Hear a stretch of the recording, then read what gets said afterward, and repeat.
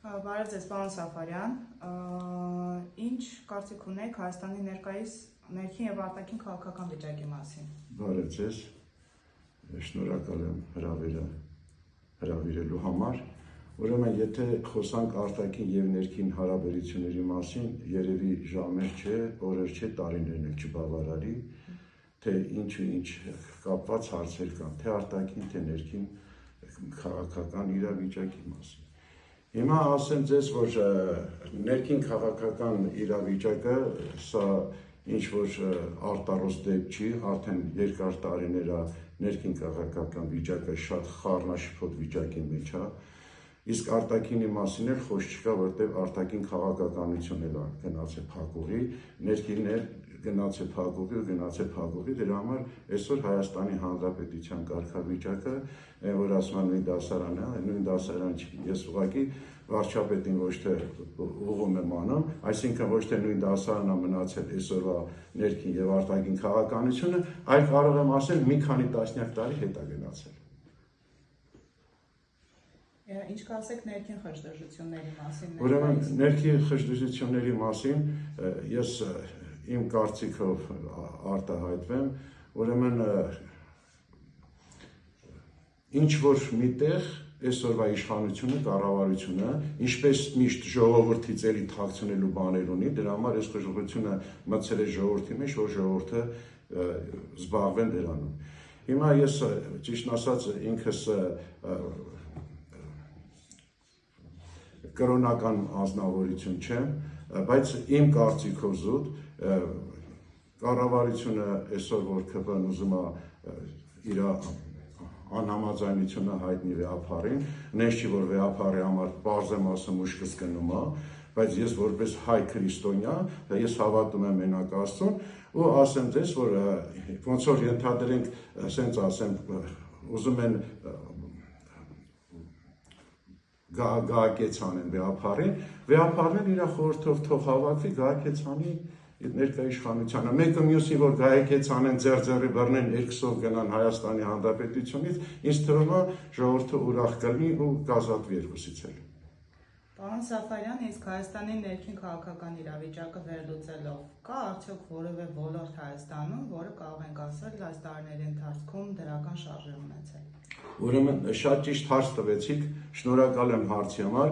ես բազմիցս իմ հայտարարությունների մեջ ասել եմ, ինչ որ ասում եմ, կամ փաստեր եմ ներկայացնում, կամ էլ գրավոր թե բանավոր փաստեր եմ ներկայացնում։ Ցանկացած ոլորտի հետ առնչվել եմ, թող պատասխանատվության ենթարկեն ինձ, եթե ես ինչ-որ մի բան սուտ եմ ասում կամ կեղծիք եմ ասում։ Ցանկացած ոլորտ չի աշխատում, իր տեղը չի։ Հիմա ես պարզաբանեմ ինչի համար եմ դա ասում։ Որովհետև գիտեք ինչ, յուրաքանչյուր մարդ, եթե մի այսօրվա իշխանության մասը վերցնենք, եթե իրանք դպրոց չեն հաճախել, ինստիտուտ չեն հաճախել, չեն սովորել ու այսօր պաշտոններ են գրավում, պարզա որ երկրի կարգավիճակը դա է լինելու։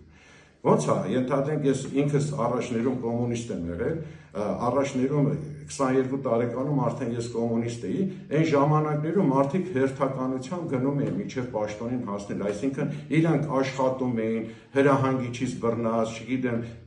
բաժնի վարիչի տեղակալով, բաժնի վարիչ նախարար, վարչության պետ, հետո կամ ոչ թե միանգամից տեղից արթնացան ու ամեն մեկը մի հատ շատ բարձր պաշտոն գրավեց ու առանց հասկանալու այդ պաշտոնները, գիտեք ինչ, եթե սխալն արել են, սխալվել են, չէ, գոնե իրանց տեղակալներին պետքա բանիմաց մարդիկ ընտրեն, որ խորհուրդ տային։ Հիմա ցանկացած բնակավարում, խնդրեմ, իրար հետ կարող ենք գնալ, ցանկացած նախարարություն մտնել, ցանկացած պաշտոնյանի մոտ մտնենք, հիասթափվեն։ Ես ուրեմն ապրում եմ քաղաքի կենտրոնում, կառավարության շենքի դիմաց շատ հաճախակի առնչվում եմ բողոքների հետ, տարբեր բնակավարներում, վերցնենք առողջապահությունից, վերցնենք արտարադատությունից, վերցնենք զինվորական ծառայություններից, որտեղ նայեք, տեսեք ինչ, ես սենց ասեմ ձեզ էլի, ասում են քաղաքացիական պաշտոն է,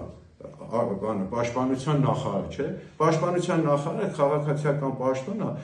ես դրան էլ եմ դեմ, որ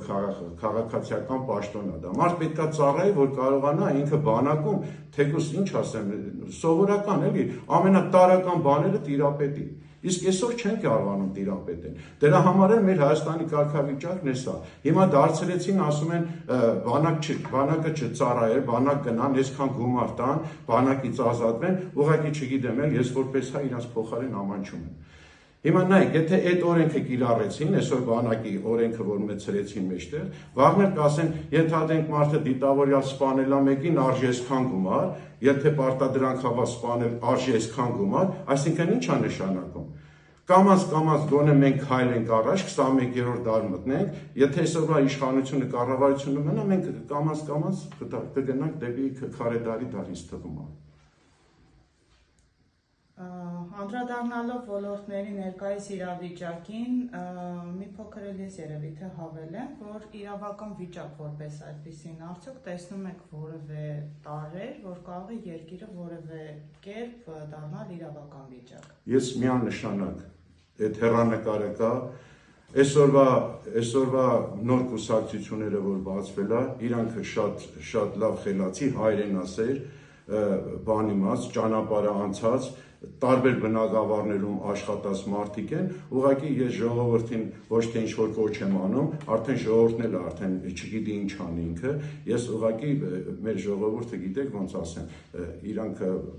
թող ինձանից հանգած չնեղանան, մեծ մասը քնած վիճակ է, ես ուղղակի կոչ եմ անում իրանք արթնանան։ Ու կարամ ես օրինակներ բերեմ, գիտեք ինչ, օրինակ ես մեր վերջի ընտրությունների ժամանակ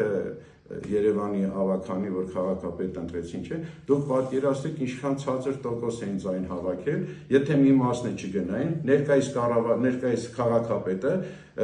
ոչ թե քաղաք էր ենթադրենք 20%, այլ 70%, իսկ եթե յուրաքանչյուրը գնային իրանց պարտքը կատարին, ես այն ժամանակ ասովից տվեցի, ասեցի, խնդրեցի, պահանջեցի ժողովրդին, որ գնալ ընտրություններին մասնակցել ու իրանց ձայնը տալ, բացի ներկա իշխանություններից, ցանկացեցին, ես չեմ անձնավորել, ասել եմ գնացեք այս մարդուն ձեր ձայները տվեք։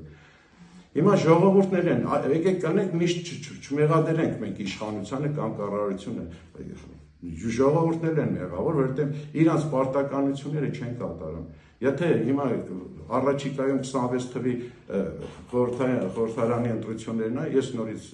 առիթից օգտվելով ես դիմում եմ, որ բոլորը գնան ու իրանց ձայները տան, ու գիտեք ինչ, իշխանությունը այն ժամանակ ինքը ավելի զգուշ լինում, որ ընդդիմությունը ուժեղ է լինում։ Այսօրվա ոչ թող ընդդիմությունն էլ բան չանե, ես չեմ տեսնում իրական ընդդիմություններ խորհրդարանում, որ կարողանա ժողովրդի հոգսերը հոգա։